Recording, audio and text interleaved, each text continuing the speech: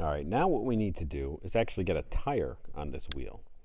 And the way I'm going to do that is first go to a second layer, putting my rim in a background layer. And I'm going to move this view up a bit here.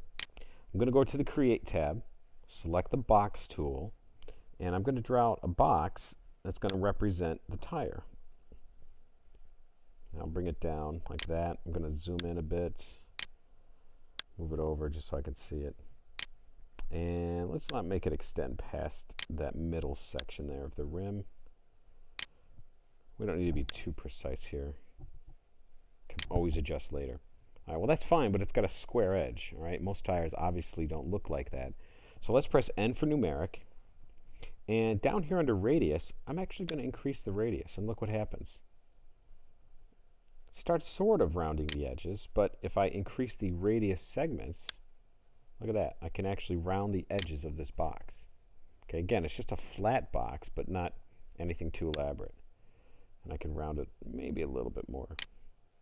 All right, so that's good. So I'll close that, turn off the box tool, and you think, okay, well, great, that's good, but you know, it's got to go all the way around. And the way we're going to do that is from the Multiply tab, selecting Lathe. I'll hit numeric, and Z is already chosen. Yours might come up as Y, like that, or X.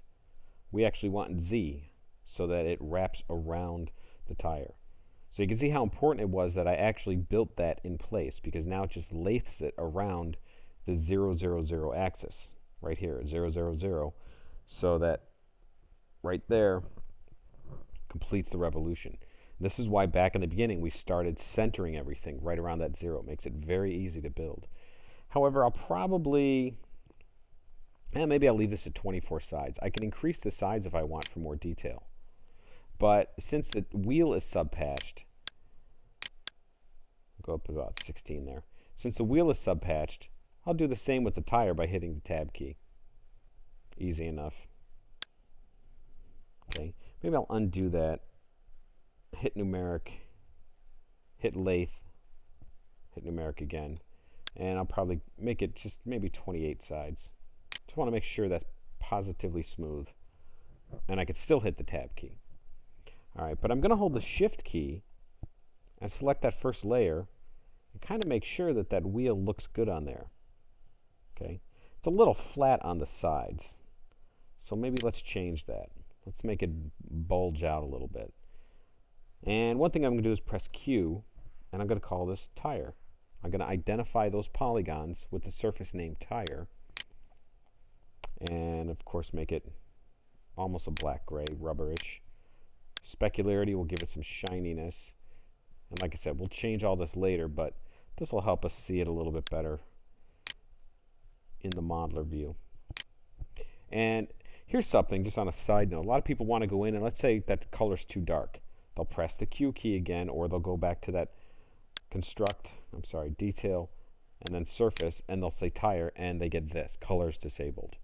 All right. The reason for that is that this panel just creates and identifies surfaces, right? So you're creating a surface named tire with this assigned color. You can't change that color because that's already been created, all right? But you can change the actual surface. That's where the surface editor comes into play. And here I can go to the tire and change the color. It's a little confusing, but it'll make more sense the more you do, and as the course goes on. All right, so I want to bulge this out a bit. So I'll probably come in and I could select the edges. There's a couple of ways to do this. Most likely, I probably want to do this before I did the extrusion. I'm sorry, before I did the lathe. Okay, so I already put my surface on. So what happens if I want to undo and go back? I can go ahead first and select these edges and just push them out a bit. That might be the easiest way.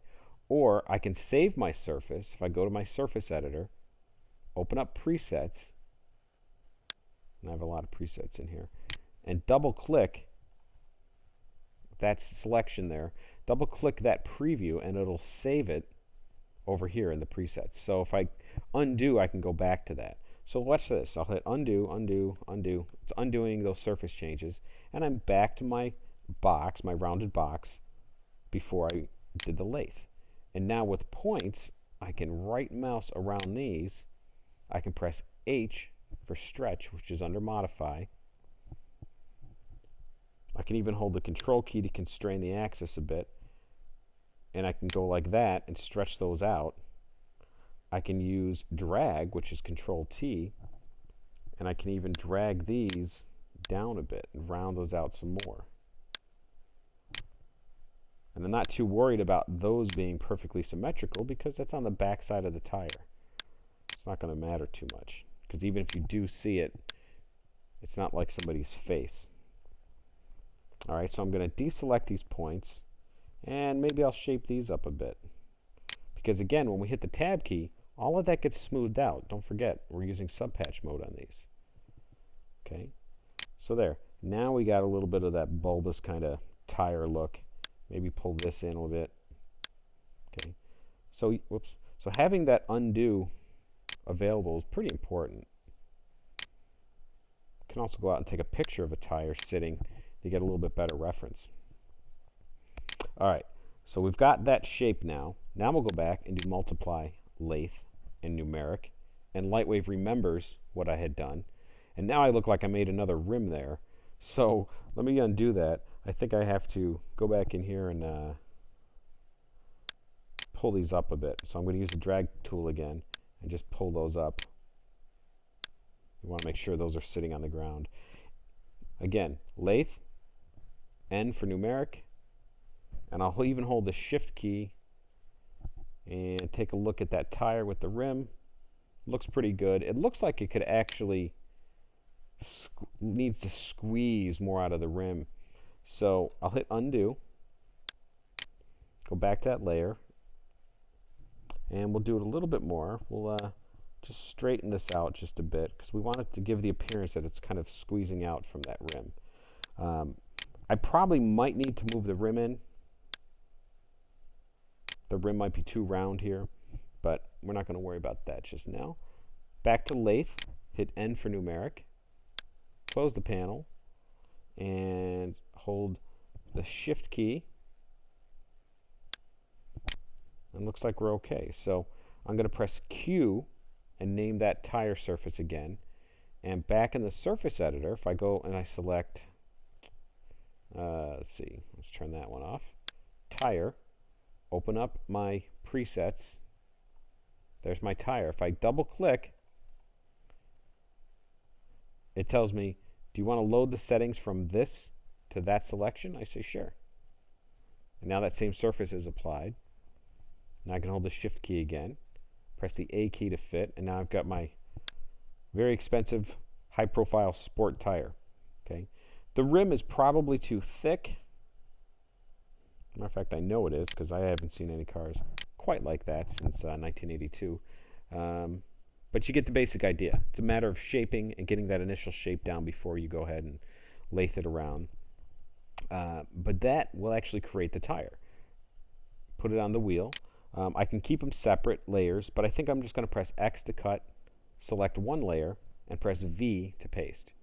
Press the A key to fit, F2 to center just in case it moved, and I'll press S to save, and now our tire and wheel are created. So all we need now is just a place to surface and get some rendering, and that can be done in the Lightwave layout. But what I'm going to do real quick is I'm going to press the comma key to zoom out. Okay, that gives me a 5-meter grid. And in our courseware, we explain all about the grid measurements and how those are used throughout Lightwave and Modeler. I'm going to select layer 2, putting layer 1 in the background. Go to create, select box,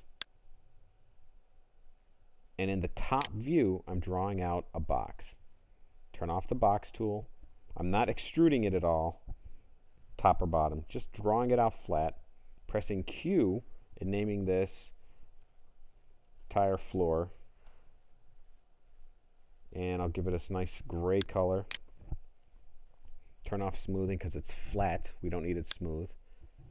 And the only other thing I'm going to do is move my mouse over this view, press the G key, which kind of centers that view like that. Wherever my mouse is, it'll bring that area to view with the G key. Then I could zoom in, press that G key again, press T to move, and I'm moving this down, and I'm holding the control key on the PC. I think it's the, by the way, I think it's on the Mac, it's the Apple key. And I'm just making sure that rests on there. Press the A key to fit and S to save. And basically what I did is I made a floor for this wheel to sit on. Because when we go to layout and we put some shadows on, we want those shadows to be cast onto something. Okay. This little guy right up here, that says send object to layout. Okay, so right now I'm just going to save it and load it in layout so you can see how that works.